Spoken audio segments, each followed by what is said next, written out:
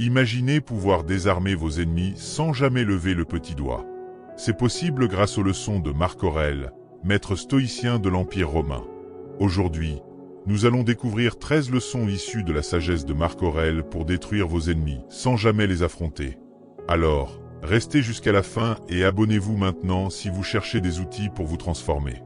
Vous ne manquerez pas la dernière technique.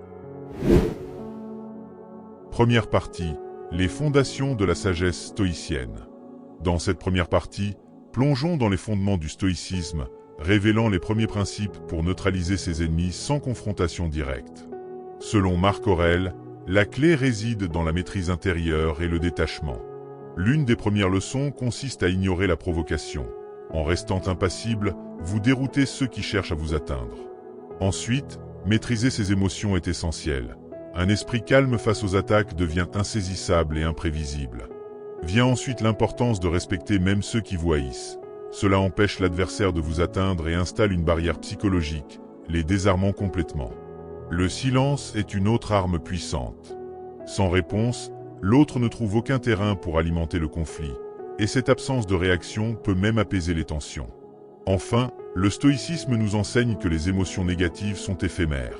En observant la fugacité de la haine et de la colère, vous pouvez les désamorcer. Ces 5 leçons oublient la force mentale qui vous protégera des provocations et des rivalités extérieures. Leçon 1. Ignorer la provocation. Pour Marc Aurèle et les stoïciens, cette idée est puissante et efficace, car elle repose sur un principe fondamental. La réaction face aux provocations donne du pouvoir à ceux qui cherchent à nous déstabiliser. Lorsqu'une personne provoque ou tente de nous atteindre par des mots ou des actions, elle espère une réaction émotionnelle, un signe de faiblesse ou de vulnérabilité. Ignorer la provocation, c'est refuser d'entrer dans le jeu de l'autre, c'est lui montrer que ses tentatives sont vaines et sans effet sur nous. L'idée d'ignorer ne signifie pas que l'on feint l'indifférence tout en étant touché intérieurement. Il s'agit plutôt de développer une véritable indifférence émotionnelle, où l'on attache plus d'importance aux tentatives d'intimidation ou aux critiques hostiles. Cette pratique exige une discipline intérieure et un contrôle de soi qui sont au cœur du stoïcisme. En cultivant cette indifférence, on prend conscience que notre paix intérieure ne dépend pas des actions ou des opinions d'autrui, mais uniquement de notre propre regard.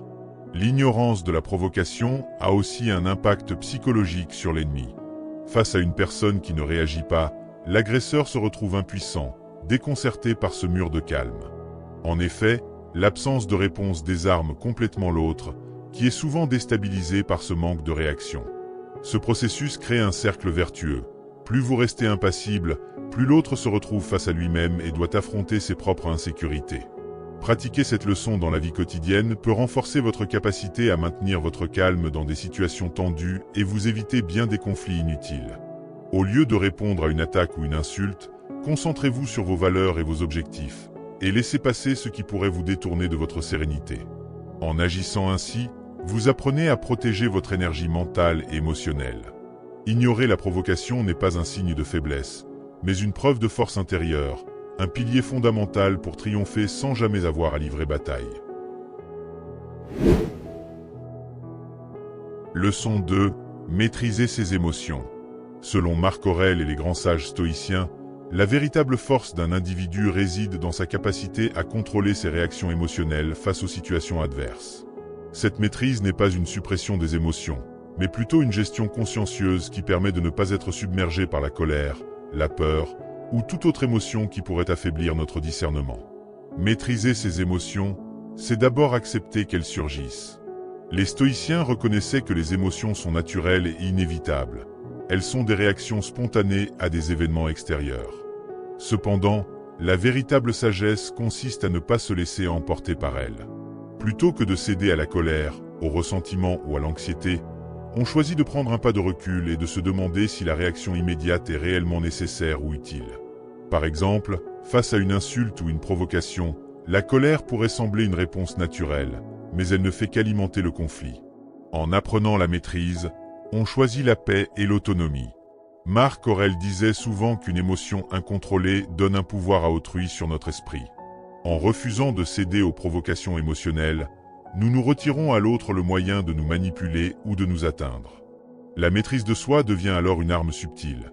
Elle nous rend insaisissables, car notre réaction dépend uniquement de nous, et non des stimuli extérieurs. En cultivant cette force intérieure, nous devenons stables et prévisibles pour nous-mêmes, mais imprévisibles pour nos ennemis, qui ne parviennent pas à nous déstabiliser. Cette maîtrise de soi a également un effet protecteur. Elle permet de prendre des décisions rationnelles et de voir les situations telles qu'elles sont, sans le filtre de l'émotion qui fausse souvent notre jugement. En développant cette capacité, vous parviendrez à préserver votre énergie mentale et émotionnelle pour ce qui compte vraiment, sans la gaspiller dans des réactions impulsives ou des conflits inutiles. Pratiquer la maîtrise de ses émotions au quotidien peut transformer les relations avec autrui et diminuer considérablement les sources de tension. En restant maître de soi-même, vous inspirez le respect et la stabilité, ce qui peut naturellement décourager les tentatives de provocation ou d'agression. Cette maîtrise devient ainsi une véritable stratégie stoïcienne, où la paix intérieure remplace la réactivité et où l'indépendance d'esprit prévaut face aux perturbations extérieures. Leçon 3. Respectez même ceux qui vous haïssent. Cette approche peut sembler contre-intuitive. Pourquoi respecter ceux qui cherchent à nous bénéficier?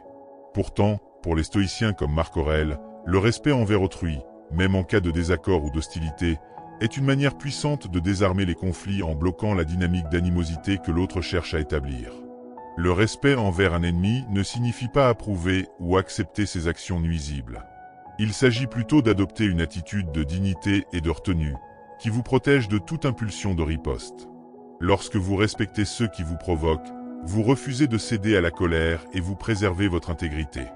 Pour Marc Aurèle, ce respect vient du fait que chaque personne, même celle qui s'égare dans la haine, fait partie de l'humanité. Plutôt que de voir dans l'adversaire un ennemi, il s'agit de le percevoir comme un être humain avec ses propres faiblesses, ses propres douleurs et son propre vécu. Cette vision élargit la perspective et permet de ne pas se laisser piéger dans le cercle vicieux des émotions négatives. En adoptant cette posture de respect, vous installez une barrière psychologique entre vous et la haine de l'autre. L'adversaire s'attend à une riposte, à une montée en tension, mais en sélectionnant le respect, vous lui ôtez ce pouvoir. Face à cette réponse inattendue, l'autre peut même se sentir déstabilisé. En effet, il est bien plus difficile de poursuivre une attaque envers quelqu'un qui reste calme et respectueux, car cette attitude désamorce les tensions et peut même pousser l'autre à se remettre en question. Cette approche permet également de conserver votre paix intérieure. Le respect empêche que vous soyez affecté par les actions des autres et vous donne un contrôle sur votre réaction, plutôt que de réagir impulsivement. Avec cette posture, vous êtes protégé des émotions négatives comme la colère ou le ressentiment, qui coûtent souvent en énergie mentale et émotionnelle. En respectant ceux qui vous haïssent, vous vous élevez au-dessus du conflit et montrez un niveau de sagesse et de maîtrise de soi qui force le respect, même chez vos adversaires. Leçon 4. La force du silence. Pour les stoïciens comme Marc Aurèle, le silence est une arme subtile et redoutable face aux provocations et aux situations conflictuelles. Alors que la plupart des gens cherchent à riposter ou à justifier leur position, le silence communique une maîtrise et une tranquillité qui peuvent complètement déstabiliser ceux qui s'opposent à vous. Lorsque quelqu'un vous provoque ou tente de vous atteindre verbalement, votre silence est une réponse qui, loin d'être une soumission, devient un acte de puissance. Le silence peut transmettre un message bien plus fort que les mots. Il montre que vous êtes suffisamment sûr de vous pour ne pas ressentir le besoin de répondre à la provocation. Cette absence de réaction prive l'autre de la satisfaction d'obtenir un effet sur vous. Face à une personne qui reste silencieuse et imperturbable, les provocations semblent tomber dans le vide, et l'adversaire peut finir par se décourager. Le silence est aussi une manière de garder son esprit clair et rationnel. Réagir de manière impulsive et verbale dans un conflit peut nous amener à dire des choses que l'on regrette ensuite ou à laisser nos émotions prendre le dessus. En optant pour le silence, vous vous accordez le temps de réfléchir et d'observer la situation dans son ensemble. Cette pause permet de comprendre les véritables intentions de l'autre et de maintenir un contrôle total sur vos propres réactions. Dans cette perspective stoïcienne, le silence est une façon de se protéger de la manipulation émotionnelle et de la perte de contrôle. Le silence peut également inspirer le respect et susciter la curiosité chez les autres. Il crée une aura de mystère et de force intérieure. Ceux qui vous réagissent avec calme et silence peuvent percevoir cette attitude comme une marque de sagesse et de profondeur. Les personnes qui maîtrisent l'art du silence ne sont pas influencées par le chaos extérieur, et cela force souvent le respect. Votre calme fait ressortir l'agitation de ceux qui vous provoquent, rendant leur agressivité plus apparente et vous positionnant comme un modèle de retenue. En pratiquant la puissance du silence, vous choisissez de ne pas alimenter la négativité, et cette attitude a un effet apaisant. Peu à peu, les tentatives de déstabilisation s'éteignent face à votre calme inébranlable. Le silence, en somme, est un espace de liberté et de force qui vous permet de triompher des provocations sans jamais entrer dans la confrontation. Leçon 5. L'impermanence des émotions négatives. La 5e leçon stoïcienne pour neutraliser les conflits sans avoir à les affronter est de comprendre que les émotions négatives sont éphémères. Pour les stoïciens, cette idée repose sur l'observation que toutes les émotions, positives ou négatives, sont passagères par nature. Reconnaître la fugacité des émotions permet de ne pas se laisser submerger par elles, notamment lorsque la colère, le ressentiment ou la frustration tentent de prendre le contrôle. Cette compréhension devient un outil puissant pour préserver sa paix intérieure et éviter les conflits. Lorsqu'on ressent une émotion négative, l'instinct naturel est de s'y attacher, de la nourrir, et souvent de réagir impulsivement. Pourtant, les stoïciens, comme Marc Aurèle, rappellent que chaque émotion, aussi intense soit-elle, finit par se dissiper. La colère, par exemple, est une flamme qui peut brûler avec force, mais si on choisit de l'ignorer ou de ne pas l'alimenter, elle finit par s'éteindre d'elle-même. Adoptant cette perspective, c'est comprendre que toute réaction immédiate n'est pas nécessaire, car l'émotion qui semble pressante aujourd'hui peut ne plus avoir d'importance demain. Cette capacité à reconnaître le caractère temporaire des émotions négatives permet de ne pas réagir sous la prise de la colère ou du ressentiment. Au lieu de céder à une impulsion, on prend le temps de laisser l'émotion passer, tel un nuage qui traverse le ciel. Cette attitude permet non seulement de désamorcer des situations tendues, mais elle renforce également votre résilience émotionnelle. En pratiquant cette patience, vous développez une force intérieure qui devient inébranlable face aux attaques extérieures. Cette compréhension des émotions comme étant temporaires peut transformer la manière dont nous percevons nos ennemis ou les personnes conflictuelles. Plutôt que de nourrir le ressentiment ou de réagir, vous pouvez choisir d'attendre que l'émotion passe, de la laisser se dissiper avant de prendre une décision. Cela vous protège de réagir de manière impulsive et vous permet de rester centré sur ce qui est réellement important pour vous. Cette leçon crée un cercle vertueux. Plus vous observez vos émotions sans y réagir, plus vous gagnez en maîtrise de vous-même. Ceux qui cherchent à vous atteindre peuvent alors constater que vous n'êtes plus réactif, que les provocations n'ont plus d'effet sur vous. Comprendre le caractère éphémère des émotions, c'est prendre conscience de votre autonomie émotionnelle, et cela vous offre une véritable liberté intérieure. Imaginez le pouvoir d'une telle maîtrise sur vos ennemis. Et ce n'est que le début. Deuxième partie, progresser dans l'art du stoïcisme.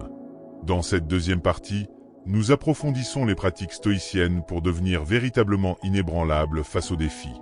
Le stoïcisme enseigne que la force intérieure se construit progressivement, en affrontant des obstacles de plus en plus complexes. L'objectif est de passer des petites épreuves de la vie quotidienne, comme rester calme face aux petites frustrations, à des défis plus conséquents où la pression est forte. Chaque défi surmonté devient une étape vers une paix intérieure plus profonde. Appliquer les leçons stoïciennes de manière croissante vous prépare à affronter des situations tendues sans jamais perdre votre sang-froid. Le respect envers ceux qui vous critiquent, le silence en réponse aux provocations, et la maîtrise des émotions négatives renforcent votre résilience. Au fil du temps, ces pratiques se transforment en un art, celui de rester ancré véritable dans la sérénité et la sagesse. Progressivement, cette maîtrise vous rend imprenable, permettant de répondre aux conflits par la stabilité et de désarmer même les tensions les plus vives sans un mot. Leçon 6. Se détacher du jugement des autres. La 6e leçon stoïcienne pour désarmer les conflits sans confrontation est d'accepter la critique comme un outil de croissance. Les stoïciens, et Marc Aurèle en particulier, voyaient la critique comme une opportunité pour affiner leur caractère et affermir leur sagesse, plutôt qu'une attaque personnelle. Dans cette perspective, la critique, même injuste, n'est pas une menace. Elle est une occasion de mieux se comprendre et de renforcer sa résilience. Lorsque vous acceptez la critique avec calme, vous démontrez un contrôle émotionnel et une ouverture d'esprit qui perturbent souvent ceux qui cherchent à vous déstabiliser. Face à une critique, la réaction commune est de se défendre ou de se justifier, ce qui peut rapidement envenimer le conflit. En revanche, Lorsque vous acceptez la critique sans vous sentir attaqué, vous diffusez l'animosité de l'autre et instaurez un climat de calme. Cette attitude peut même amener vos adversaires à reconsidérer leur position, en voyant que vous restez impassible et attentif, plutôt que réactif. Il est également important de reconnaître que la critique, même lorsqu'elle est mal intentionnée, peut contenir des éléments de vérité. En écoutant attentivement, vous pourriez découvrir des aspects de vous-même qui méritent d'être améliorés, que ce soit dans vos actions, vos paroles ou votre manière de réagir aux autres. Cette capacité d'introspection, inspirée du stoïcisme, vous aide à grandir et à adopter un état d'esprit d'apprentissage constant. En remerciant intérieurement ceux qui vous critiquent, vous transformez ce qui pourrait être perçu comme une attaque dans un processus de perfectionnement personnel. L'acceptation stoïcienne de la critique n'est pas synonyme de soumission ou d'adhésion à toutes les opinions. Il s'agit plutôt de distinguer entre ce qui est constructif et ce qui peut être ignoré. Ainsi, lorsque vous recevez une critique, posez-vous la question: y a-t-il quelque chose à apprendre? Si la critique est fondée, elle devient une source de progrès. Si elle ne l'est pas, votre calme devient votre réponse. Avec le temps, cette capacité à accepter la critique comme un outil de croissance vous rend plus fort et plus confiant. Ceux qui critiquent peuvent percevoir en vous une personne qui ne se laisse pas atteindre par les jugements extérieurs, et cela peut naturellement désarmer les tentatives d'hostilité. Vous devenez inébranlable, car vous ne recherchez plus l'approbation des autres pour votre propre valeur, mais trouvez plutôt en chaque critique l'opportunité d'un enrichissement personnel. Leçon 7. Cultiver la vertu.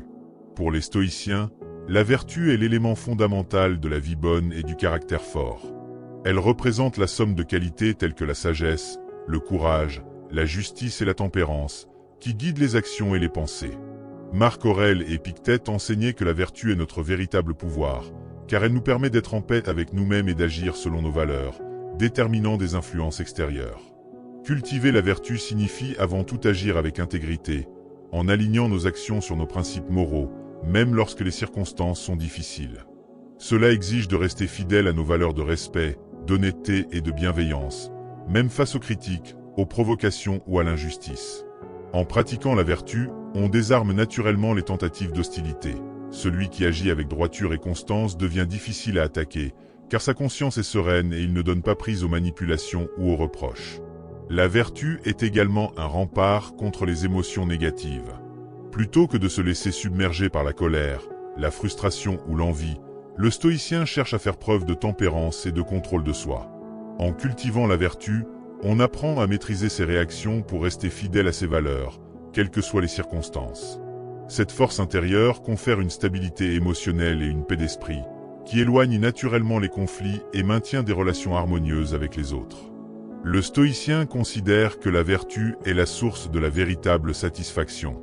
En effet, les plaisirs matériels ou les succès extérieurs sont souvent éphémères et ne dépendent pas toujours de nous, tandis que la vertu est une source de contentement durable, car elle est sous notre contrôle. Ainsi, en agissant de manière vertueuse, on développe une estime de soi solide et inaltérable, car elle repose sur nos choix et nos actions, plutôt que sur les opinions des autres ou les circonstances extérieures.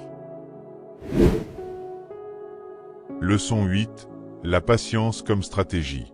Pour les stoïciens, la patience est plus qu'une simple vertu de tolérance. Elle est une véritable force intérieure qui permet de gérer les difficultés et les tensions avec calme et intelligence.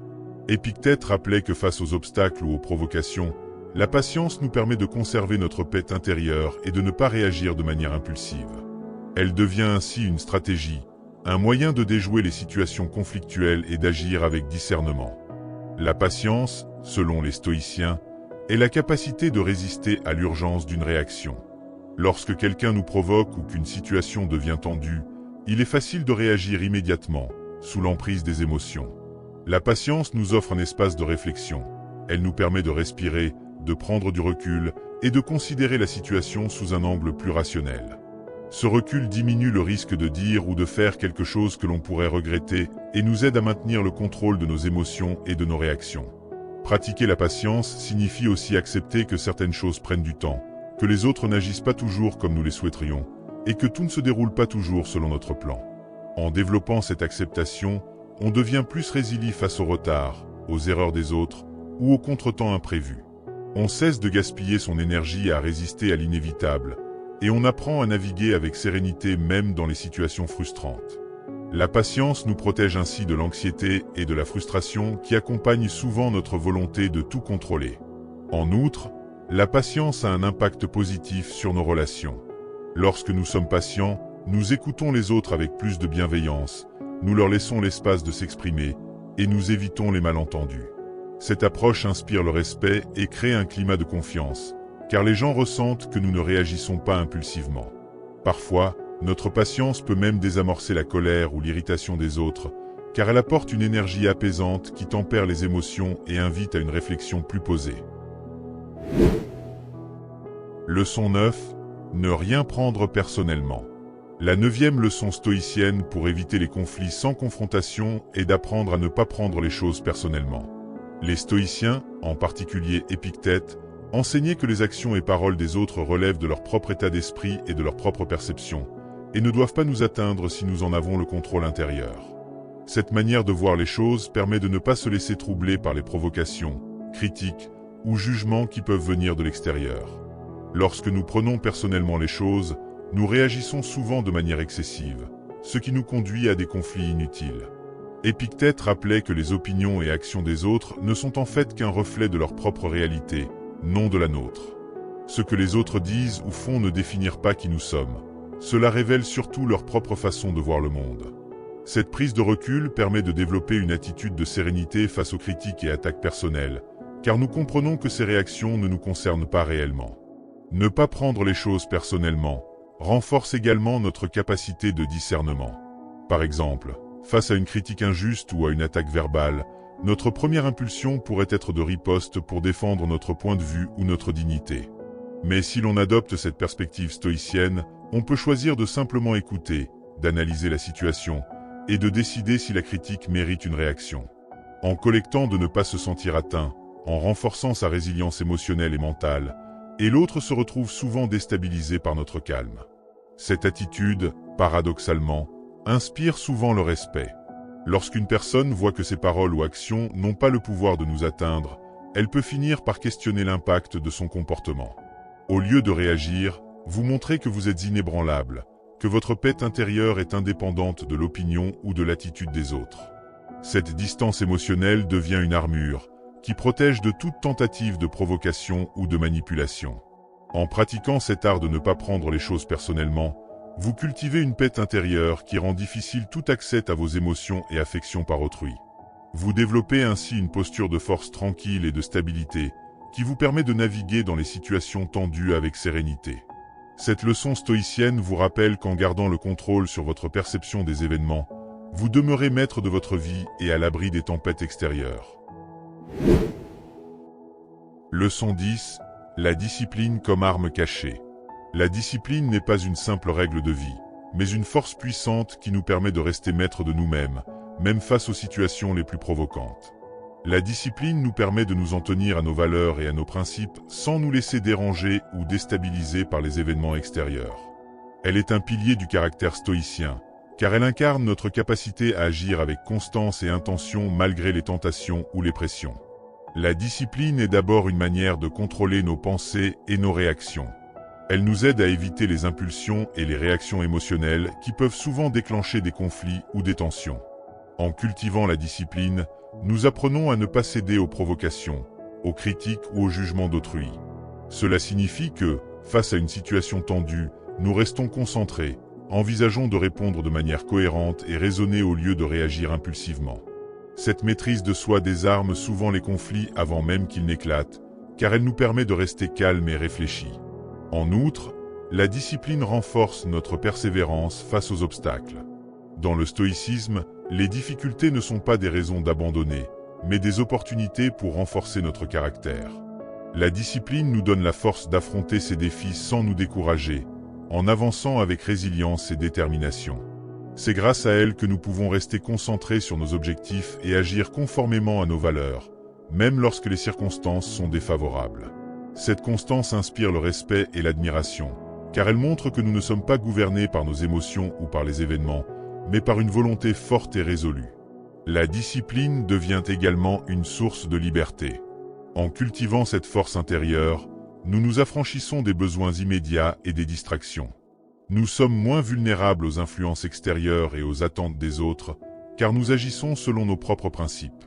Cet engagement envers la discipline protège notre tranquillité d'esprit et nous aide à rester cœur, peu importe les pressions que nous pouvons rencontrer. Troisième partie, la sagesse stoïcienne à son apogée. Dans cette dernière phase, la sagesse stoïcienne atteint son apogée, guidant vers une maîtrise totale de soi et une paix intérieure inébranlable. À ce stade, le pratiquant stoïcien a intégré les principes fondamentaux du stoïcisme, la vertu, la maîtrise des émotions, l'acceptation des événements externes et l'indifférence face aux provocations. Cette sagesse confère une vision lucide et détachée, permettant de naviguer sereinement dans un monde souvent chaotique. L'esprit devient imperméable aux distractions et influences négatives, trouvant satisfaction non pas dans les circonstances changeantes, mais dans la constance de ses propres valeurs et choix. Cette stabilité intérieure, associée à une discipline de vie solide, fait du stoïcien un modèle de calme et de force morale. Son énergie est consacrée à ce qu'il peut contrôler, tandis que les événements extérieurs sont accueillis sans jugement excessif ni attachement. Au sommet de cette sagesse, le stoïcien découvre la liberté, celle de vivre en accord véritable avec lui-même, sans crainte ni agitation, pleinement ancré dans sa tranquillité intérieure. Si cette sagesse vous inspire, donnez un coup de pouce à votre propre transformation en vous abonnant pour davantage de contenu comme celui-ci. Vous commencez à ressentir la puissance de cette approche? Attendez de découvrir les 3 dernières leçons. Leçon 11. La gratitude face aux obstacles. La 11e leçon stoïcienne, la gratitude face aux obstacles, nous invite à transformer notre façon de percevoir les défis et les difficultés. Les stoïciens, tels que Marc Aurèle, considéraient les obstacles non comme des malédictions, mais comme des opportunités précieuses de croissance personnelle et d'affirmation de soi.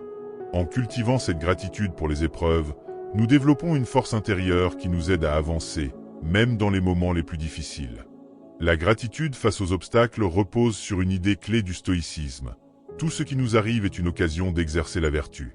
Un défi peut sembler, à première vue, inconfortable ou injuste, mais il offre en réalité une chance unique de renforcer notre caractère. Plutôt que de fuir ou de se plaindre, les stoïciens nous encouragent à accueillir les obstacles avec une curiosité bienveillante, en se demandant « Qu'est-ce que je peux apprendre ici ?» ou « Comment cet obstacle peut-il m'aider à devenir plus résilient ?» Cette perspective transforme chaque difficulté en un tremplin vers une version plus sage et plus forte de nous-mêmes. En adoptant cette approche, nous développons également un sentiment d'humilité. Les obstacles nous rappellent nos limites et notre vulnérabilité, mais en les surmontant, nous découvrons aussi notre potentiel. Chaque épreuve surmontée renforce notre confiance en notre capacité à faire face aux difficultés futures. Cette confiance nourrit notre estime de nous-mêmes et consolide notre résilience. Ainsi, la gratitude face aux obstacles nous permet de transformer nos peurs en courage et nos frustrations en sagesse. Cette approche nous permet aussi de mieux accepter ce que nous ne pouvons pas contrôler. La gratitude face aux obstacles change notre regard sur la vie.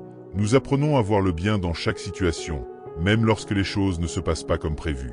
Cette acceptation nous aide à rester calmes et concentrés, même au milieu des tempêtes émotionnelles ou des défis extérieurs.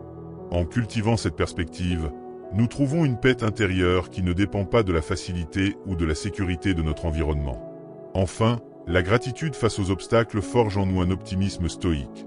Une foi en notre capacité à tirer le meilleur de chaque situation, même les plus éprouvantes.